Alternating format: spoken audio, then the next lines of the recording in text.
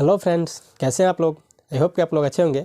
दोस्तों, स्वागत है आपको अपने YouTube channel modern learning classes में। दोस्तों, आज हम लोग जानने वाले हैं क्लास 10वीं की मैथ, ठीक है, जिसका नाम है वास्तविक संख्या। ठीक है, तो आइए हम लोग जानते हैं कि वास्तविक संख्या किसे कहते हैं। तो सबसे पहले हम लोग पिछले वीडियो में देख चुके हैं कि परिमेय संख्या किसे कहते हैं। तो आज हम लोग ये जानेंगे कि परिमेय संख्या किसे कहते हैं। पिछले वीडियो में हम लोग देख चुका है प्राकृत संख्या किसे कहते हैं, पूर्ण संख्या किसे कहते हैं, भाज्य संख्या किसे कहते हैं, अभाज्य संख्या किसे कहते हैं, सब अभाज्य संख्या किसे कहते हैं। उससे आगे आज जानेंगे परिमेय संख्या किसे कहते हैं। तो सबसे पहले आज हम लोग जानेंगे कि परिमेय संख्या किसे कहते हैं। ठीक है, अगर हमारे चैनल पर नए हैं तो चैनल को सब्सक्राइब कीजिएगा इसी तरह के और वीडियो देखने के लिए, और बेल आइकन को ज़रूर दबाइएगा। ठीक है, ताकि कोई भी मैं वीडियो डालूँ तो आपके पास नोटिफिकेशन ज़रूर पहुँचे। ठीक है, तो आइए चालू करते हैं।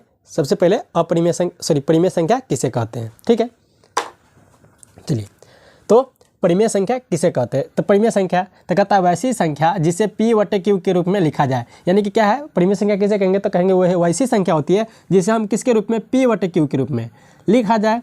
ठीक है, क्या कहलाता है,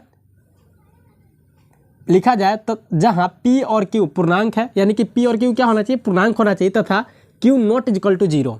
ठीक है, यानी कि Q क्या होना चाहिए, Q जो हो, यानी कि जो मेरा हर है वो क्या नहीं होना चाहिए, 0 के बराबर नहीं होना चाहिए। ये जो मेरा हर है, ये Q मेरा क्या है, हर के रूप में है। आपको पता है परिमेय संख्या में ऊपर वाला को अंश कहते हैं और नीचे वाले को हर कहते हैं।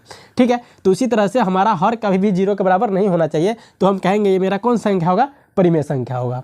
ठीक है, जैसे 1/3, 3/9, 6/8, ठीक है, इत्यादि और भी हो सकता है।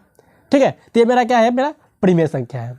ठीक है, आगे आता है, जब किसी परिमेय संख्या को P/Q के रूप में लिखा जाता है तो यह मान लिया जाता है कि P और Q में एक के अलावा कोई उभयनिष्ठ गुणनखंड नहीं है। यानी कि जब भी हम किसी भी संख्या को परिमेय संख्या के रूप में यानी कि P/Q के रूप में लिखते हैं तो हम यह मान लेते हैं कि P और Q के बीच कोई एक उभयनिष्ठ गुणनखंड के अलावा कोई दूसरा उभयनिष्ठ गुणनखंड नहीं है। यानी कि यही कह रहा है, जब किसी परिमेय संख्या को P/Q के रूप में लिखा जाता है, ठीक है, तो यह मान लिया जाता है कि P और Q में एक के अलावा कोई उभयनिष्ठ गुणनखंड नहीं है। ठीक है, यानी कि P और Q के एक के अलावा कोई दूसरा उभयनिष्ठ गुणनखंड नहीं होगा परिमेय संख्या में। ठीक है, ये मान लेते हैं। चलिए, कहता है किसी परिमेय संख्या के हर को सदा धनात्मक माना जाता है। यानी कि कोई भी परिमेय संख्या है उसका हर हमेशा क्या होता है, धनात्मक मान लिया जाता है, यानी कि धनात्मक लिया जाता है।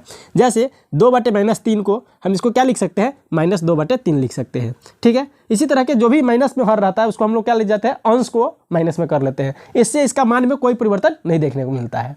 ठीक है, आगे आता है वास्तविक संख्या। अब जो हमारा पहला चैप्टर है, चैप्टर का नाम है वास्तविक संख्या, तो इसी के बारे में जानेंगे कि वास्तविक संख्या होता किसे है, कहते किसे है, या क्या होता है। ठीक है, तो कहता है परिमेय और अपरिमेय संख्या को वास्तविक संख्या कहते हैं।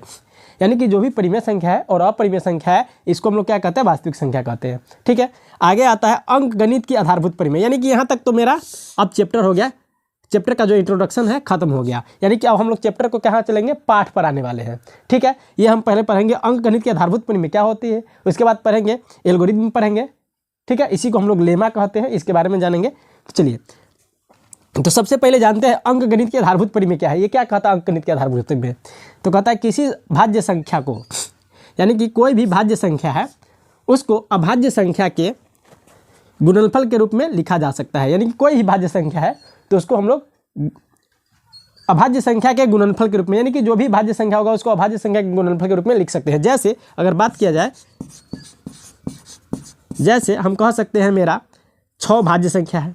ठीक है, 6 भाज्य संख्या है तो इसको क्या चीज़, अभाज्य संख्या के गुणनफल, यानी कि इसको हम कैसे लिख सकते हैं, 2 × 3। ये भी मेरा अभाज्य संख्या, ये भी अभाज्य संख्या है। ठीक है, यानी कि कहता है 6 भाज्य संख्या को, देखिए भाज्य संख्या को अभाज्य संख्या के गुणनफल के रूप में लिख दिए। ये भाज्य संख्या है, अभाज्य संख्या के गुणनफल के रूप में लिख देते, यही मेरा क्या कहता है, अंक गणित की आधारभूत परिमेय कहता है। ठीक है, तो ये मेरा था अंक गणित की आधारभूत परिमेय। ठीक है दोस्तों, ये वीडियो कैसा लगा हमें कमेंट करके जरूर बताइएगा। अगर अच्छा लगा हो तो इसी तरह के और वीडियो देखने के लिए हमारे चैनल को सब्सक्राइब कीजिएगा, और आपकी पूरी तैयारी कराई जाएगी 10वीं की। ठीक है, तो जो कि साइंस भी होगा और मैथ भी होगा और आर्ट का भी सब्जेक्ट होगा। ठीक है, तो हमारे चैनल पर बने रहने के लिए हमारे चैनल को सब्सक्राइब करें। इसी तरह के और वीडियो देखने के लिए मिलते हैं नेक्स्ट वीडियो में।